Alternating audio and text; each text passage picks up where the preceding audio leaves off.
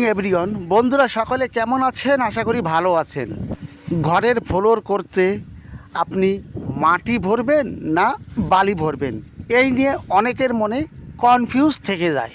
আবার অনেকে বলেই থাকে বালি অবশ্যই ভরতে হবে, বালি না ভরলে চলবে না। যে সমস্ত বন্ধুরা বলে থাকে বালি অবশ্যই ভরতে হবে, বালি না ভরলে চলবে না, এই ভিডিওটা শুধু তাদের জন্য।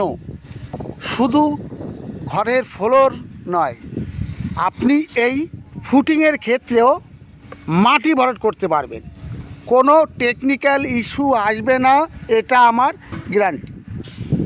মাটি ভরার পরে আপনি টেস্ট করবেন কিভাবে, সেটাও আমি বলে দেব।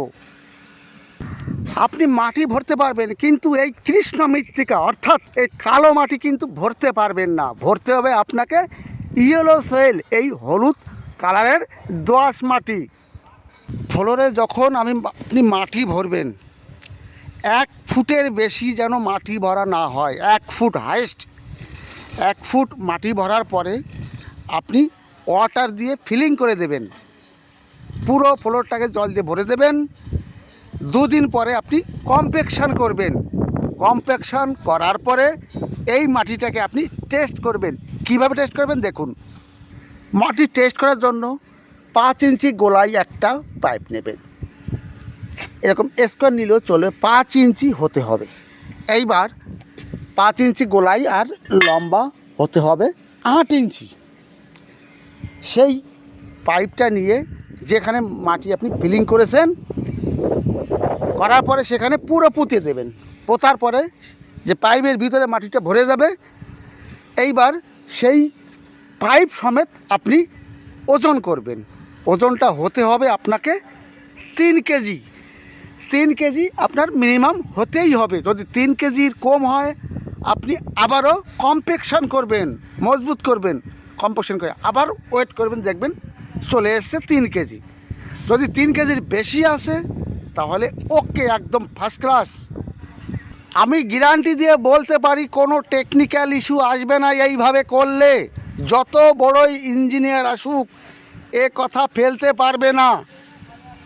দেখুন, এই ফুটিংয়ের ক্ষেত্রে অনেক বন্ধুরা বলে থাকেন বালি ভরাট করবে। আরে ভাই, বালি তো অত অ্যাভেলেবল পাওয়া যায় না, আমি বালি ভরাট কেন করব? যদি ইয়েলো সয়েল হলুদ কালারের মাটি থাকে, মাটি ভরাট করবেন। আর একটা কথা মনে রাখবেন, 1 ফুটের বেশি মাটি ভরাট করবেন একবারে।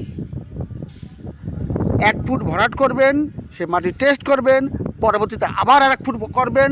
এইভাবে টেস্ট করে আপনি 2 লেয়ারে করবেন, 1 লেয়ারে ভরাট কোনো দিনই করবেন না।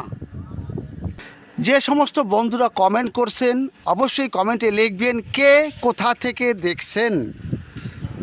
এই জন্য বলছি, প্রত্যেক রবিবারে সকাল 11টার সময় আমি লাইভে আসি, সেই লাইভে বন্ধুদের সঙ্গে যোগাযোগ করার জন্য। এই জন্যে আপনারা কে কোথা থেকে দেখছেন কমেন্টে অবশ্যই কিন্তু জানাবেন। জানালে আমি খাতায় নোট করে রাখবো, প্রত্যেক রবিবারে লাইভে এসে সেই বন্ধুদের সঙ্গে যোগাযোগ করব। বিশেষ করে অনেক বন্ধুরাই কমেন্ট করছে ড্রয়িং নলেজের জন্য।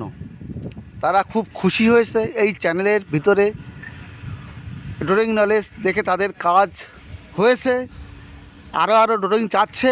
আমি অবশ্যই দেবো, আপনারা কন্টিনিউ থাকুন আমার সঙ্গে। আমি অবশ্যই আপনাদের কাছে পাঠিয়ে দেবো ড্রয়িং। যে কোনো সিভিলের নলেজের জন্য আপনারা কমেন্ট করতে পারেন, অবশ্যই আমি অ্যান্সার দেব।